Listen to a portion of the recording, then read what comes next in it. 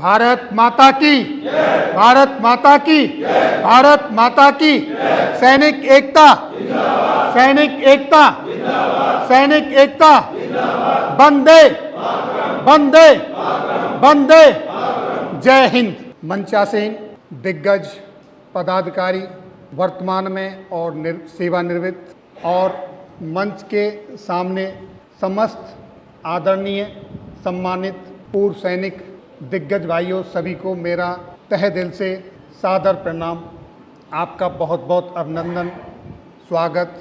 बागपत की इस पवित्र भूमि पर आज इस जाट भवन के अंदर जो मुझे दो शब्द कहने का आपने ये सौभाग्य दिया है, उसके लिए मैं आपका बहुत बहुत आभारी हूँ, अभिनंदन करता हूँ।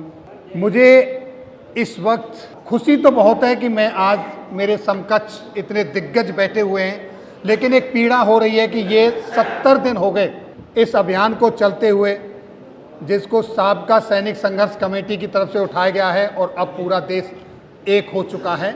9 अप्रैल के बाद संपूर्ण भारत के जो पूर्व दिग्गज हैं, हमारे पूर्व सैनिक हैं, उन्होंने इस पीड़ा में अपना सहयोग दिया है, शुरू कर रहे हैं। इसके लिए बहुत खुशी है, लेकिन दुख इस बात का है कि आज भी मेरे पूर्व वक्ताओं ने कहा कि 30 से 35% हम निकल चुके हैं घरों से बाहर, लेकिन नहीं, अभी भी ज़्यादा से ज़्यादा 15% पूर्व सैनिक अपने घरों से निकला है। 85% अभी तक अपने अपने घरों में बैठे हुए। मुझे दो शब्द याद आते हैं, लीक लीक तीनों चलें सायर पूत कपूत।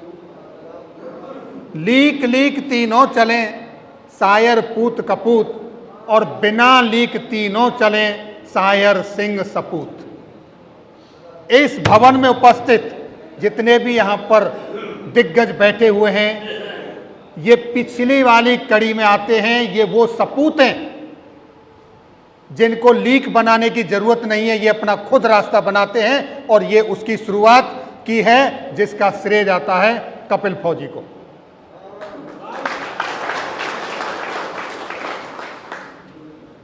तीस साल सेवा देने के बाद मैंने भी कुछ ठानी थी कि मैं अपने पूर्व सैनिकों के लिए, जो दूर दराज के इलाकों में रहते हैं, जिन तक हमारी सेना की, भारत सरकार की योजनाएं वेलफेयर से जुड़ी हुई नहीं पहुंचती, उन तक पहुंचाऊं। और मैंने वो आवाज़ उठाई अपने लेवल से। जितना मैं संघर्ष करता था, करता रहा, कर रहा हूं और करता रहूंगा। और उस संघर्ष का परिणाम ये है कि मैं आप लोगों में से कम लोगों को जानता हूं, लेकिन आप ज़्यादा मुझे जानते हैं। और जब मुझसे कोई सामने से आके मिलता है और मैं उसको प्रॉपरली नहीं जानता हूं, तो मुझे थोड़ी सी शर्मिंदगी महसूस होती है कि अगर मुझसे कोई मिल रहा है और मैं उसका नाम लेके, उसका पद लेके उसको सम्मानित करूँ, मिलूँ, तो उसको बहुत खुशी होती है। और मैं कोशिश करता हूँ कि ज़्यादा से ज़्यादा अपने दिग्गजों के साथ जुड़ूँ, मिलूँ और उनकी समस्याओं को उठाऊं। तो आप वो सपूत हैं जो इस मुहिम में घर से निकले हैं और यहाँ बैठे हुए हैं। हमारे पूर्व अध्यक्ष जी अभी जो बैठे हुए हैं मंच पर, आज उनकी स्थिति देखेंगे, उनका स्वास्थ्य देखेंगे, इसके बावजूद भी आज वो आपके बीच हैं। उनको तहे दिल से सैल्यूट। लेकिन जो युवा अपने घरों में बैठा है, जो अब भाग दौड़ कर सकता है, लेकिन उसकी एक ही बात है, जो उसका होगा वो मेरा हो जाएगा। कुछ नहीं होने वाला। अगर कुछ नहीं होता, भगत सिंह पैदा नहीं होते तो देश आजाद नहीं होता। जब आप लोगों ने सत्ता हिला दी, आप लोगों ने अपने देश को 600-700 साल पुराने गुलाम की जंजीरों से जकड़े हुए देश को आज़ाद करा दिया, तो क्या आपकी जो संवैधानिक न्याय संगत मांगे हैं, आज आपकी सरकार है, आपका प्रतिनिधि अपना है, तो क्या आज वो आपकी मांगे पूरी नहीं हो सकती? ये कैसी मानसिकता है कि कुछ नहीं हो सकता? इस सोच से निकलना होगा, और इस सोच से निकलने में सबसे बड़ा सहयोग आप लोगों का ही होगा। बार बार उनको जगाना पड़ेगा ठीक उसी तरीके से जिस तरीके से छोटा बच्चा बार बार रोकर चिल्लाकर अपनी मम्मी से कहता है कि मुझे भूख लगी है, नहीं तो वो भी सोचती है कि बच्चा आराम से है, ये काम भी खत्म कर दूं, वो काम भी खत्म कर लूं, उसके बाद इसको देखूंगी। इसलिए आपको भी उन्हें जगाना पड़ेगा। ये आपका हमारा सबका दायित्व है। आज मेरे पास जो भी इस वक्त आंकड़े उपलब्ध हैं 30 जून 2022 तक 26,66,522 पूर्व सैनिक हैं हमारे पास, जो डेटा उपलब्ध है भारत सरकार के पास। वो डेटा की कॉपी मेरे पास है और पूरे स्टेट वाइज जो 36 हमारे राज्य और केंद्र शासित राज्य हैं उनके हिसाब से ये डेटा उपलब्ध है, जिसमें सबसे ज़्यादा पूर्व सैनिक 4 लाख प्लस यूपी से हैं और उसके बाद दूसरा नंबर आता है पंजाब का, जहां 3,25,000 से ज़्यादा पूर्व सैनिक हैं। अभी इसके बाद जो रिटायर्ड आए हैं कम से कम वो भी 50-55 हज़ार आए हैं, तो जो आंकड़े हैं वो 27 लाख से ऊपर के हैं। और आज ज्ञापन दिया जा रहा है संपूर्ण भारत में, लेकिन कल आपको पता चलेगा कहाँ कितने कितने लोग इकट्ठे हुए। जो न्यूज़ें आएंगी आप देखेंगे, क्या 27 लाख पूर्व सैनिकों में से 20% भी रोडों पर निकल कर आए? नहीं नजर आएगा आपको। लेकिन एक चौंकाने वाली जानकारी मैं पहले भी दे चुका हूं और अब आपके साथ शेयर कर रहा हूं। हमारा एक फौजी भाई सेवा करने के बाद, आर्मी से पेंशन आने के बाद डीएससी में नौकरी की, डीएससी में नौकरी करके गया वो 13 साल कुछ दिन, उसके बाद अपनी पूरी जिंदगी जिया और इस दुनिया से चले गए। उसके बाद उनकी विधवा ने एएफटी के अंदर कोर्ट में केस लड़ा और उनके जाने के 6 साल बाद दूसरी पेंशन ली। जो जीते जी सेवा करके पेंशन नहीं ले पाया, कोर्ट तक नहीं गया, अदालत तक नहीं गया। कितने दुर्भाग्य की बात है। और उसकी वीर नारी ने संघर्ष किया और 2 पेंशन ले रही है आज वो, 2 पेंशन ले रही है आज वो। तो ऐसे बहुत सारे केसेस हैं, इतने सारे केसेस हैं जहां पर आप लोग अपना अधिकार छोड़े बैठे हुए हो। आज जाट भवन में उपस्थित जितने मेरे दिग्गज पूर्व सैनिक हैं, मैं आपसे पूछना चाहता हूं, गौरव पदक का नाम कितने लोगों ने सुना? जरा हाथ खड़ा करें। कैसे दुर्भाग्य की बात है, गौरव पदक सेना के अंदर दिया जाता है। आज एक भी आवाज नहीं आई जबकि गौरव पदक दिया जाता है। मैं अपनी वाणी को विराम देता हूं।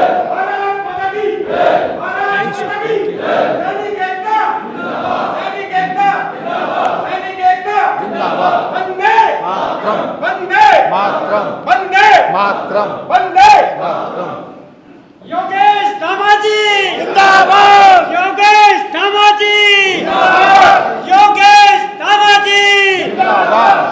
तो साथियों, अभी हमारे जनप्रतिनिधि आ गए हैं। मैं उनका आप सबकी तरफ से तहे दिल से बहुत बहुत स्वागत करता हूं और साहब से अनुरोध करता हूं कि थोड़ा सा टाइम दें, क्योंकि जो चर्चा चल रही है मैं उसको जल्दी से पूरी कर सकूं। जैसा कि आपको मैंने अभी बताया, गौरव पदक आज तक सेना के अंदर आपके किसी माता पिता को उस गौरव पदक से हमारे अधिकारियों ने या सरकार ने क्यों नहीं सम्मानित किया, जबकि गौरव पदक दिया जाता है उस माता पिता को जिसने अपने बेटे को देश की सेवा के लिए समर्पित कर दिया। ये जानते हुए कि सेना के अंदर अगर हमारे बेटे को सर्वोच्च बलिदान देना पड़ेगा, देश की सीमा के अंदर, बाहर या अंदर, जिस तरह की भी सिचुएशन आएगी उसमें, देश से बाहर यूनाइटेड नेशन के झंडे के अंदर जो अंतर्राष्ट्रीय शांति की वार्ताएं होती हैं, वहां पर पीस कीपिंग फोर्स भेजी जाती है, वहां पर हमारा बेटा जाएगा, वहां पर भी शहादत देनी पड़ेगी तो वहां भी देगा। ये सब जानते हुए जब माँ बाप अपने बेटे को सेना के अंदर भेजता है तो उसी के लिए उसके माँ बाप को सरकार द्वारा गौरव पदक देने का प्रोविजन दिया गया है, लेकिन हमको पता भी नहीं है और किसी को मिलता भी नहीं है। ये बड़े दुर्भाग्य की बात है। अब आज हम यहाँ जिसके लिए आए हुए हैं उसकी चर्चा करता हूँ। हम आए हैं जो हमारे जेसीओ और जवान अधिकारियों से नीचे लेवल के जो एम्प्लॉयज होते हैं उनके साथ जो विसंगतियाँ हैं उनकी मांग हम उठा रहे हैं। उनका ज्ञापन अपने महामहिम राष्ट्रपति जी के लिए, माननीय प्रधानमंत्री जी के लिए, माननीय रक्षा मंत्री जी के लिए, अपने माननीय जनप्रतिनिधि जी के लिए भेज रहे हैं। और मेरा जनप्रतिनिधि जी से एक अनुरोध है कि आप हमारे तरफ से जो हम विसंगतियां दे रहे हैं उनमें से 2 विसंगति, कोई भी 2 विसंगति संसद में जरूर उठाएं, प्रश्नकाल में जरूर पूछें। उनमें से 2 विसंगति, वो विसंगति क्या है? पहली विसंगति जोखिम भत्ता, उसकी विसंगति है, यानी कि जिसको जितना जोखिम उसको भत्ता उसके हिसाब से मिलना चाहिए। होता क्या है, सीमा पर सबसे आगे जवान खड़ा होता है और उसके पीछे अधिकारी रहते हैं और उनसे भी पीछे हमारे हॉस्पिटलों के अंदर नर्सिंग ऑफिसर्स रहती हैं, एमएनएस जिसको बोलते हैं, सिस्टर। उनका 10,500 रुपये, अधिकारियों का 15,500 रुपये। लेकिन जो सबसे आगे जिसकी पोस्ट भी बनी है, 3 टप्पर की पोस्ट बनी है, अभी तक पूरी पोस्टें भी नहीं बनी है। आप सब लोग उन पोस्टों पर ड्यूटी करके आए हैं। अगर इसमें जरा भी संदेह है तो आप बताएं, क्या पक्की पोस्टें बनी हुई हैं? नहीं बनी हुई हैं। 3 टप्पर की पोस्टों पर रहता है। अगर कोई तूफान आता है तो सबसे पहले वो सिपाही झेलता है। अगर कोई दुश्मन की, आतंकवादी की कोई गतिविधि होती है तो वो सिपाही झेलता है। लेकिन दुर्भाग्य से उसको 5,200 रुपये एमएसपी के रूप में दिया जाता है, जबकि हॉस्पिटल में जिसको कम्बैट ड्यूटी भी नहीं है, नर्सिंग ऑफिसर जो ड्यूटी करती हैं उनको 10,500 रुपये का भत्ता दिया जाता है। और उससे पीछे जो हमारे अधिकारी बैठे हुए हैं ऑफिसों में, जिनके गेट पर भी हम और आप सिक्योरिटी के लिए खड़े हुए हैं, उनको दिया जाता है 15,500 रुपये। क्या ये न्याय संगत है? ये हमारी विसंगति है, हम इसकी मांग करते हैं। हमारा जवान अधिकारी जो भी ग्लेशियर में जाते हैं, जो भी पैर जंप करते हैं, नेवी के अंदर डाइविंग के लिए जाते हैं, अगर उनमें से किसी एक का हाथ किसी दुर्घटना से कट गया तो क्या सिपाही को 5,000 रुपये और अधिकारी को 5 लाख रुपये? क्या ये सही है? ये जो जोखिम है वो सबको एक समान होना चाहिए। ये हमारी विसंगति है। विडो, हमारे पूर्व सैनिकों की विडो हैं। जब एक जवान खत्म होता है तो उसकी पेंशन कम कर दी जाती है। उसका तो कमाने वाला भी चला गया, अब उस बेचारी की पेंशन 10 या 20% बढ़नी चाहिए, जबकि बढ़ती नहीं है, उसको घटा दिया जाता है। ये हमारी मांग है, ये विसंगति की मांग है। क्या ये मांग नाजायज है? लड़ाई के टाइम पर हमारे फौजियों को कम फौज रहने के लिए रिटायर्ड कर दिया गया, जबरदस्ती उनको रिजर्विस्ट में डाल दिया गया और कहा गया कि आप साल में 1 महीना ट्रेनिंग के लिए आएंगे और कभी जरूरत पड़ेगी तो मोर्चे पर आके आपको लड़ाई लड़नी पड़ेगी। वो ना तो अपना स्थायी व्यवसाय चला सकता और ना ही वो कोई दूसरी जॉब कर सकता, क्योंकि जॉब करेगा तो उसे वहाँ से कोई ट्रेनिंग के लिए नहीं भेजेगा, और व्यवसाय करेगा तो अपने व्यवसाय को छोड़ के वो ट्रेनिंग पे नहीं जा सकता। वो तो ना ट्रेनिंग व्यवसाय भी नहीं कर सकता और दूसरा जॉब भी नहीं कर सकता। क्या 1 रैंक 1 पेंशन रिवीजन के टाइम पर उनके साथ न्याय हुआ? उनका OROP नहीं बढ़ना चाहिए? उनको OROP का बेनिफिट नहीं मिलना चाहिए? मिलना चाहिए। और देखिए, ये OROP जब शुरू हुई थी, आप लोगों ने टीवी पे बड़े बड़े डिबेट देखे होंगे। उन डिबेटों में कहा गया था कि ये OROP उन जवानों के लिए दी जा रही है क्योंकि लड़ाई के दौरान फौजी जवान यंग चाहिए। जब जवान ओल्ड एज हो जाती है तो वो लड़ाई के मैदान में भाग दौड़ में कमर पर पिट्ठू, RL, रॉकेट लॉन्चर, अपना राशन पानी लेके नहीं चल सकता, इसलिए यंग एज में उनको रिटायर्ड किया जाता है। उनको 1 रैंक 1 पेंशन का बेनिफिट दिया जाए, उनके लिए OROP शुरू हुई थी। और ये कंसेप्ट आया था 1973 में। 1973 में तत्कालीन प्रधानमंत्री स्वर्गीय इंदिरा गांधी जी थी। उस समय जवानों को जो पेंशन मिलती थी वो 75% पेंशन मिलती थी। माननीय 75% पेंशन उस समय दी जाती थी। और उस 75% पेंशन को घटा के 50% किया गया और ये कहा गया कि आपको 1 रैंक 1 पेंशन दी जाएगी। लेकिन 40 साल तक संघर्ष करते रहे रोडों पर। 1 रैंक 1 पेंशन 2014 में आई और टीवी डिबेटों में हमारे कई जनरल साहब बैठे थे और वो बार बार बोलते थे मेरा जवान इतनी साल में यंग एज में रिटायर्ड हो जाता है, उसको OROP की जरूरत है। ये कहना उनको इसलिए पड़ता था क्योंकि उस समय CRPF, BSF ये सब भी मांग कर रहे थे, तो कहा जाता था कि आप तो अपनी पूरी सर्विस कर कर आते हो, जवान आर्मी का जल्दी आता है इसलिए उसको 1 रैंक 1 पेंशन दी जाती है। लेकिन हुआ क्या? हुआ ये 28,000 करोड़ लगभग इस बार पैसा दिया है 1 रैंक 1 पेंशन रिवीजन के लिए, जो 1 जुलाई 2019 से आपका इंप्लीमेंट हुआ है। उसमें इतना पैसा मिलने के बावजूद भी यहाँ पर जो बैठे हुए हैं JCO, जवान और ऑनररी कैप्टन, लेफ्टिनेंट, इनकी पेंशन में जो बढ़ोतरी हुई है 2.5% 4% की बढ़ोतरी हुई है। इस बढ़ोतरी के साथ अभी ये 2014 में जो पेंशन आ रहे थे उसके बराबर भी नहीं पहुंचे। तब अब सर से पानी जब ऊपर आ गया तब आप लोग घर से निकल कर आए हो।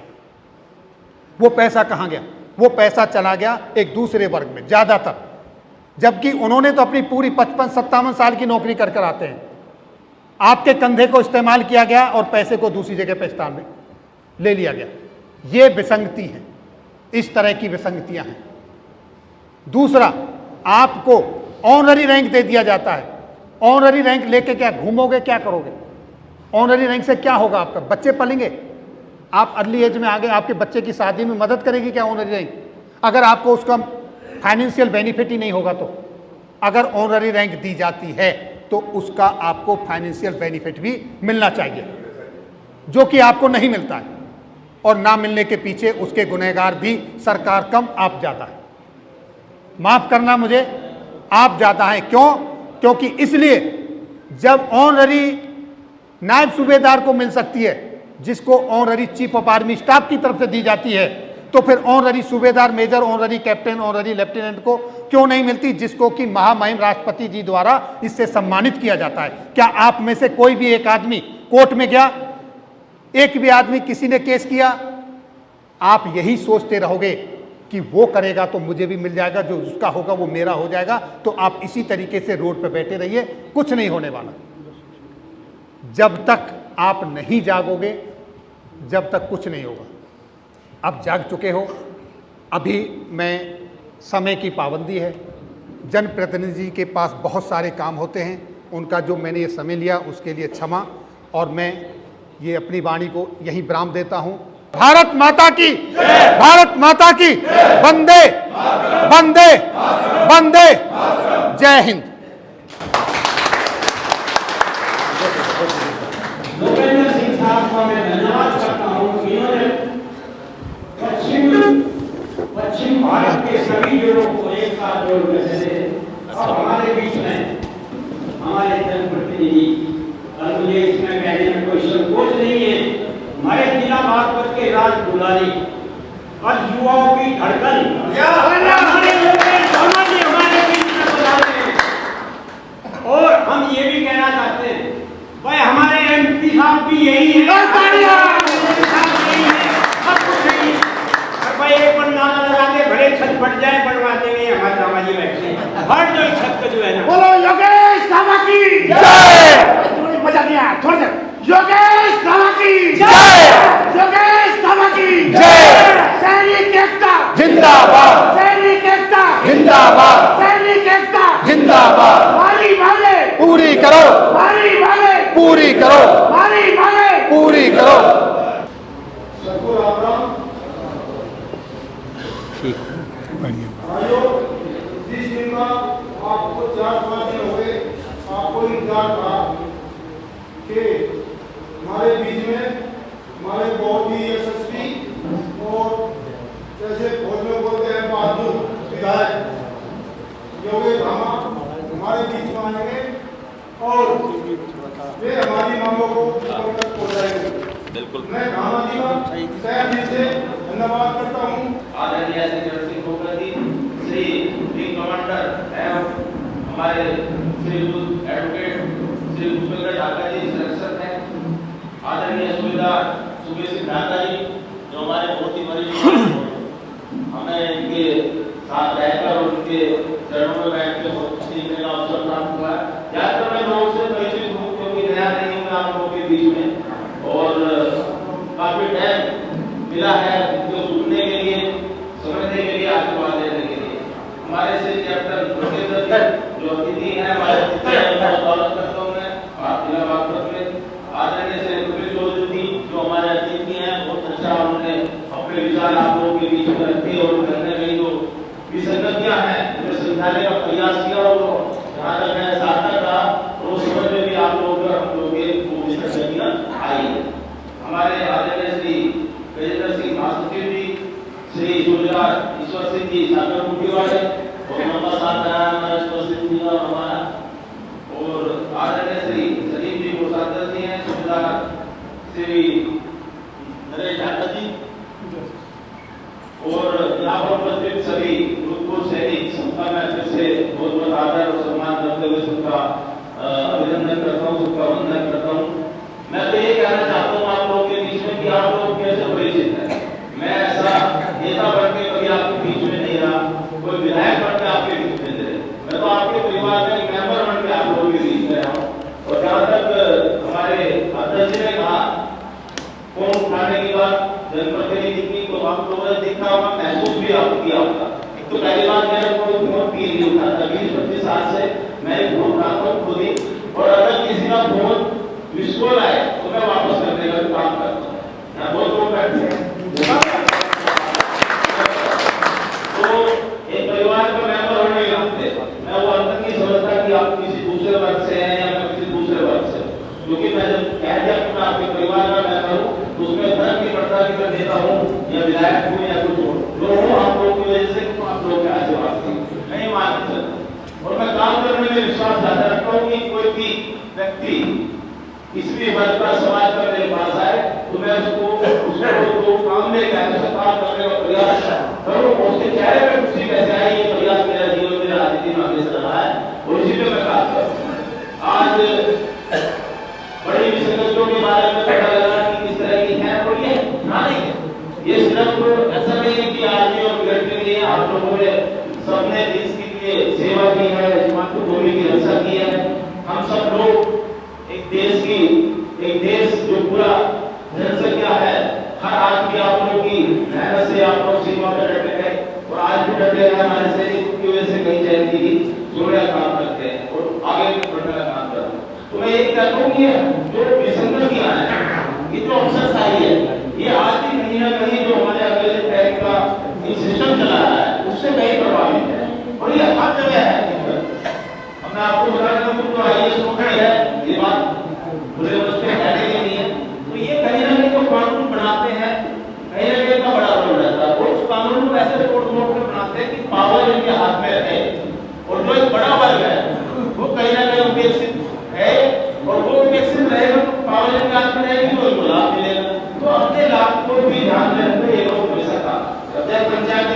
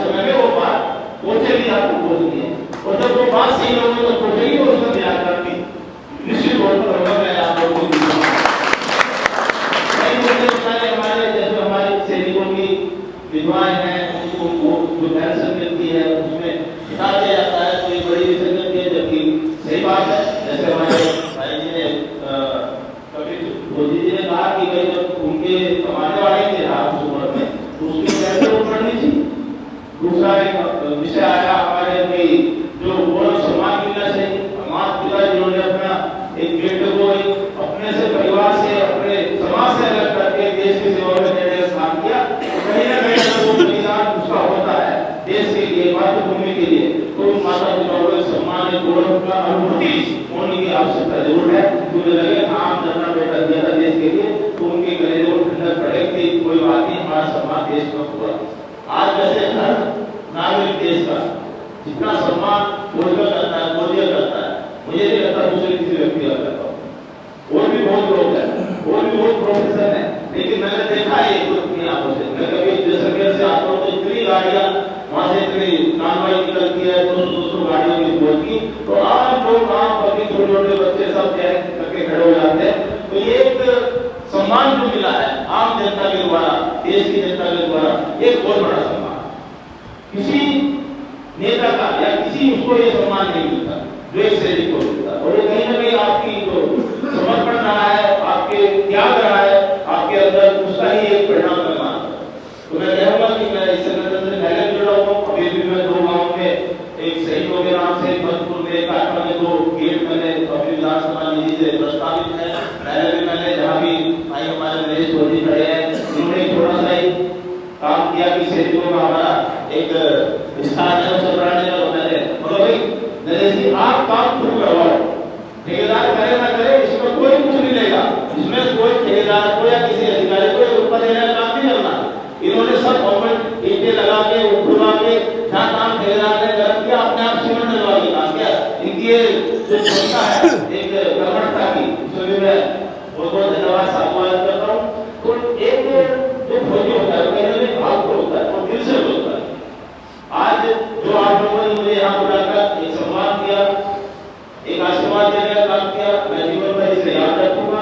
आप लोगों की सेवा में हमेशा तत्पर रहूंगा। मैं आप लोगों के बीच में यही कहना चाहता हूँ, एक अच्छी अनुभूति मुझे हुई, पहले सीधा सादी बात करने वाला और एक दिल से समझने वाला व्यक्ति हूँ, आप मैं भी हूँ आपकी तरह, शायद बोलने में वो बात है लेकिन जो एक फौज का व्यक्ति सैनिक होता है वो कहीं ना कहीं एक डिसिप्लिन जीवन में रखता है, एक समय का संचालन रखता है और एक दिल का बहुत एक पूरा कागज की तरह रहता है। जो बात है वो कह रही, वो किसी को बुरी लगे या भली लगे, तो ऐसे व्यक्ति आजकल समाज में कम होते हैं।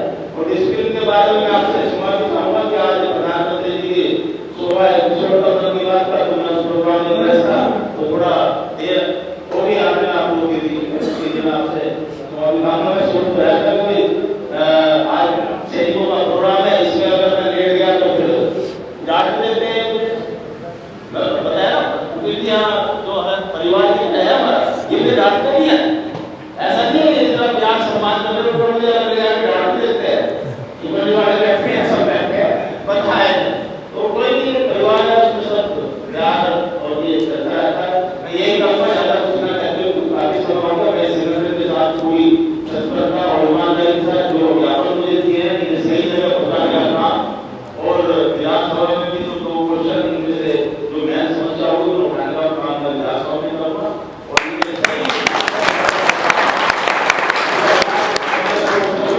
निश्चित तौर पर पूरी ईमानदारी के साथ आप लोगों को वचन देता हूँ, उसे करने का काम करूँगा। और संगठन के साथ जब भी आवश्यकता पड़े कोई भी किसी तरह की थी तो मैं आपके साथ खड़ा रहूंगा। ये मैं आप लोगों से बात करूँगा।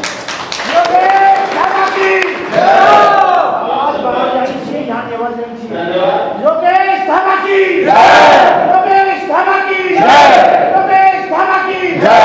सैनिक एकता जिंदाबाद, सैनिक एकता जिंदाबाद। आज आप सभी ने मुझे यहाँ बुलाया, बोलने का अवसर दिया, आशीर्वाद दिया, प्यार दिया, उसके लिए फिर से आपका तहे दिल से शुक्रिया धन्यवाद करना चाहता हूँ। अभिनंदन करता हूँ, वंदन करता हूँ। जय हिंद, जय भारत।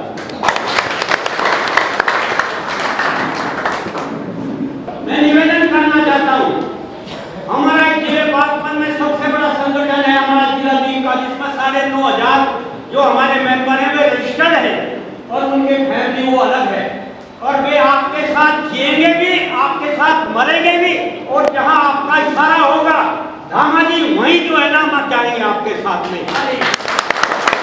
आप हमारे पैरोकार भी हैं, हमारे वकील भी हैं, आप हमारी जो है ना मांगों को आगे तक पहुंचाएंगे, हमें पूरा विश्वास है।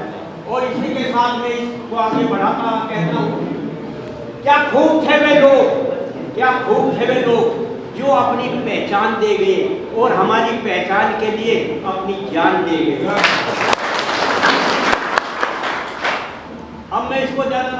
खींचता हुआ हमारे जो है माननीय जी इनका जो है ना स्वागत होगा, उसके बाद ज्ञापन दिया जाएगा। और स्वागत के लिए मैं चाहूँगा हमारे जो कार्यकारिणी बनी है, हालांकि हमने उनका स्वागत पहले ही कर दिया, उनका टाइम नहीं है ये जो है ना दामा जी के साथ में।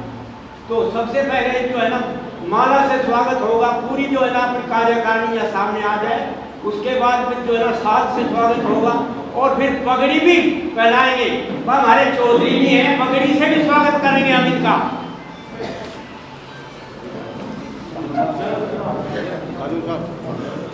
इधर आ जाओ रामा साहब, आगे ले जाओ, आगे पहुंचो आगे। मैं माफी चाहता हूँ, मेरी हार्दिक भावना है हमारे विधायक महोदय का बड़े हार्दिक दिल से स्वागत किया जाए, एक लाइन में हो जाए और बड़े तरीके से स्वागत किया जाए। कहानी करें ना, पहले पगड़ी भले